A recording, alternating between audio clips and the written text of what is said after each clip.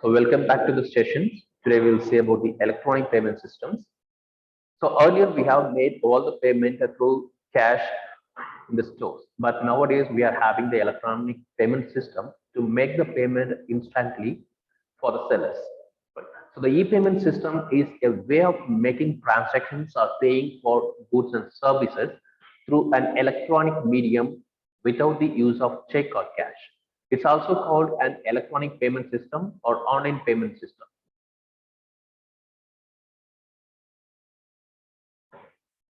Now we'll see the electronic payment models and methods. The first and foremost thing we are having the basic version of debit card. Earlier we had the ATM card, and then ATM cum debit cards was introduced by the banking sectors, and now we are having the debit card concepts. So debit card like credit card is a small plastic card with a unique number mapped with a bank account number. It is required to have a bank account before getting a debit card from the bank. The major difference between a debit card and a credit card is that in case of payment through debit card, the amount gets deducted from the card's bank account immediately, and that should be sufficient balance the bank account for the transaction to get completed. Whereas in case of credit card transaction, there is no such compulsions. So as a customer, when we need to get the debit card, we must have a bank account in any particular bank. Once you have opened your bank account, you can get the debit card by applying through the bank portals, and you can get a different kind of debit card based upon your account types. Right? So the debit card issued by different persons like the Visa, MasterCard, and Master. And nowadays we are receiving a card from our Indian country. It's a rupee debit card. Right? Now we'll see the credit card. So they are the convenient method of making online payments. So credit cards work around the globe regardless of the location of country of the issuing bank. They also handle multiple currencies through a series of clearing houses. The credit card holders can purchase goods and services either offline or online without making immediate payments. Payment to the merchants will be made by the customer's bank. The credit card is a financial instrument which can be used more than once to borrow money or buy products and services on credit. So it also contains the validity period and other important particulars. So compared with the debit card, so the debit card, the customer must have a sufficient balance in his or her account, right? If they are not maintaining the balance in the account, they cannot use the debit card for online payment or for any other purchases. But in case of credit card, the customers need not maintain any amount. Instead of that, the bank, they are allotting a limited amount to the customers for the credit card. So the customers, whenever they want to use, they can use the credit card for making the payments. So credit card also having the unique number and the cardholder's name on the credit card. Nowadays, the cards are enabled with a chip, right? So instead of swiping the credit card, the customers, they can use Wi-Fi enabled credit cards for making the payments. And also customers are getting nearly 45 to 50 days of interest-free period for making the payment from the credit card methods. It will be differ from one bank to other banks for the durations, and the terms and conditions will be varied. Right. So credit cards giving more opportunities and offers to the customers while compared with the debit cards. And next one is we'll see the smart card. So smart card is a plastic card about the size of a credit card with an embedded microchip that can be loaded with data used for telephone calling, electronic cash payments, and other applications, and then periodically refreshed for additional use. The card connects to a reader with a direct physical contact or with a remote contactless radio frequency interface. Smart card technology conforms to international standards and is available in a variety of form factors, including plastic cards, subscriber identification modules, like since it's used in GSM mobiles and USB based tokens.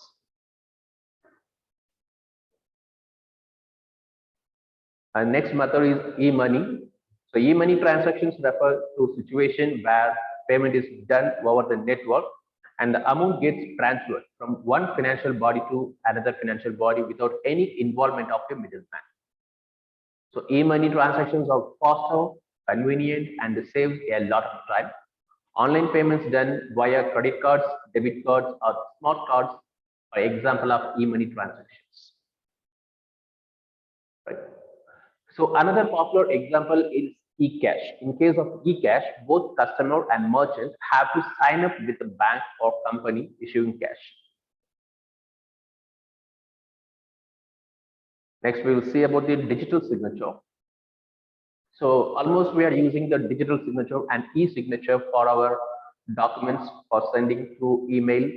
Nowadays, maximum of companies or the government sectors now they are utilizing these methods instead of signing on the documents. Right? So a digital signature is an electronic rather than a written signature that can be used by an individual to authenticate the identity of the sender of a message or of the signer of a document. So e-check technology also allows digital signature to be applied to document blocks rather than to the entire document. This allows part of a document to be separated from the original without compromising the integrity of the digital signature. So this technology would also be very useful for business contracts and other legal documents transferred over the web. So nowadays we are getting more government certificates also through online to the e-service portal. So maximum of certificates are with digital signatures. If you're validating the signatures, it will use the authentications and it will use the validation through the signature for your certificate. If the signatures are not validated, then the certificates are not allowed or which is not get approval by the government sector. Right? So the signature will give the integrity to the content which is presented in the certificates. So the authenticity of many legal, financial, and other documents is done by the presence or absence of an authorized handwritten signature. The digital signature is the best solution for authenticity in various fields. A digital signature is nothing but an attachment to any piece of electronic information which represents the content of the document and the identity of the owner of that document uniquely.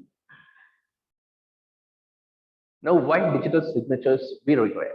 So to provide authenticity, integrity, and a non-repudiation to electronic documents. To use the internet as a safe and secure medium for e-commerce and e-governance.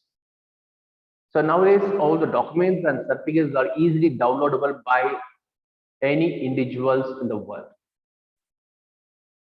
Anyone can modify the content, they can reproduce the documents through electronically. It's very easy to them to change the content or to make a duplicate of the certificates.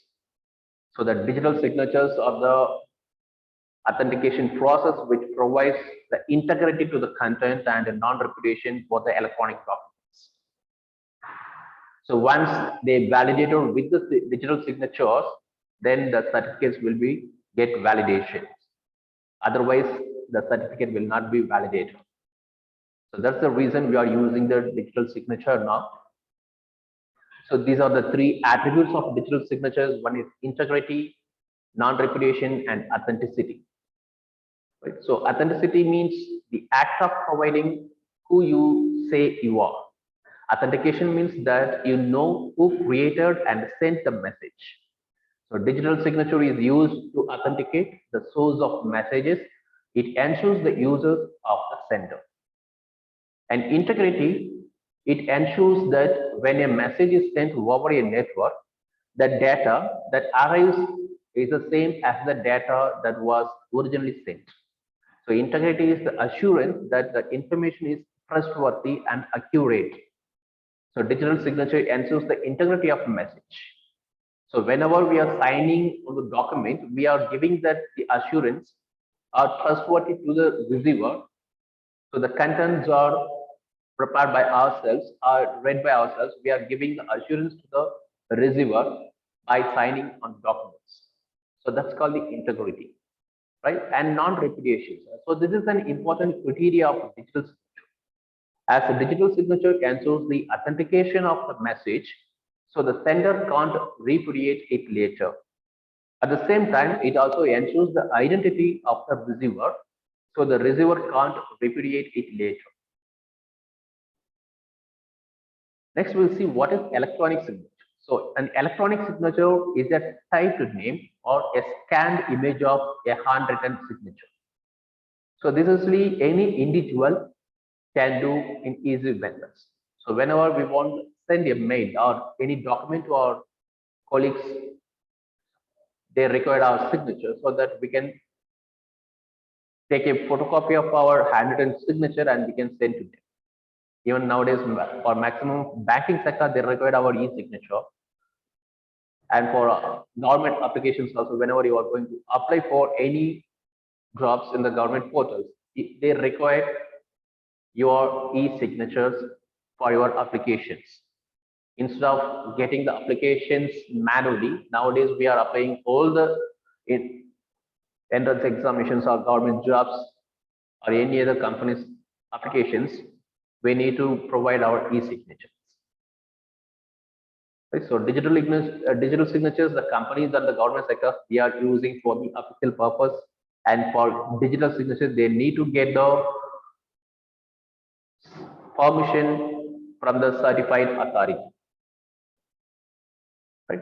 For electronic signature, no need of get any permissions. Anyone can use the electronic signatures for the personal use. So as a result, e-signatures are very problematic when it comes to maintaining integrity and security, as nothing prevents one individual from typing another individual's name. So due to this reality, an electronic signature that does not incorporate additional measures of security, the way digital signatures do, is considered an insecure way of signing documentations. So now we will see the difference between the digital and electronic signature. A digital signature, often referred to as advanced or standard version of electronic signature, that provides the highest level of security and universal acceptance. Digital signatures are based on public key infrastructure, technology, and guarantee signer identity and intent, data integrity, and the non-repudiation of signed documents. The digital signature cannot be copied, tampered with, or altered. In addition, because the digital signatures are based on standard public key internet technology, they can be validated by anyone without the need for proprietary verification software. On the other hand, there is no standard format for electronic signatures. That may be a digitized image of a handwritten signature, a symbol, voice print, etc., used to identify the authors of an electronic message. An electronic signature is vulnerable to copying and tampering and invites forgery. In many cases, electronic signatures are not legally binding and will require proprietary software to validate the e-signature. So these are the basic requirements for the digital signatures. So the private key is one which is accessible only to the signer. It is used to generate the digital signature, which is then attached to the message. So the public key is made available to all those who receive the signed messages from the sender. So it is used for verification of the received message. And third is digital signature certificate. A subscriber of the private key and public key pair makes the public key available to all those who are intended to receive the signed message from the subscriber. But in case of any disputes between the two sides, there must be some entity with a receiver which will allow the receiver of the message to prove that the message was sent by the subscriber of the key pair. So this can be done with the digital signature certificates. Now we'll see how do digital signatures are work. Now we can see with the image. So there is a signer, right? And they will prepare the data to send to the receiver. Now they are going to prepare the data. Once they prepare, the data is ready. Now they will encrypt the data by using the private key. Right? So the sender, they are having the private key to encrypt the data. Once they encrypt that, it will be converted as digital signed documents by using the private key. Right? Once the data is converted, it will be called as hash algorithm, and now it will be decrypted to the receiver. Now the receiver will get the public key through the sender. Right? So sender will have both the keys, private key as well as public key. Sender will know, and sender will share only the public key to the receiver. So receiver will use the public key to decrypt the data. Now they are going to use the public key, and the hash algorithm will be converted as the hash value. Now the signature is valid if two hash values are matched. Right? If unknown persons, even they can download the documents, but they cannot use or they cannot open the document because they will not know what is the public key to open the documents.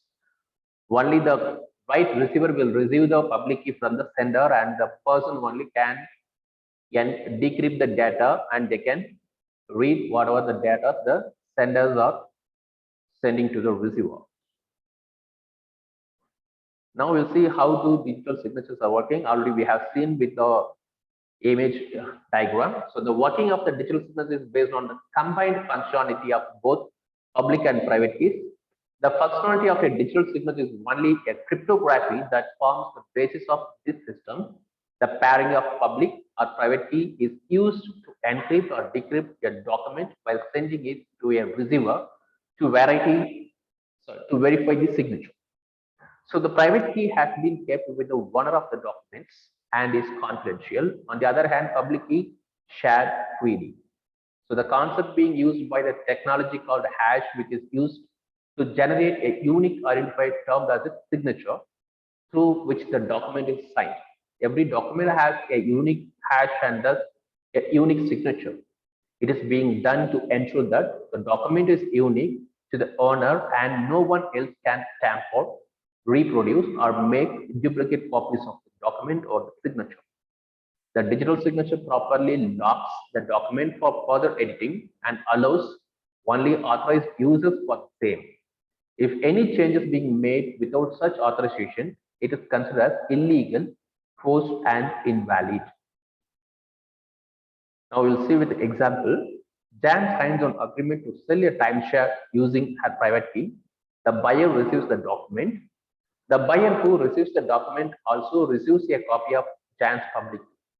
If the public key can't decrypt the signature via the cipher from which the keys were created, it means the signatures is not Jan's or has been changed since it was signed.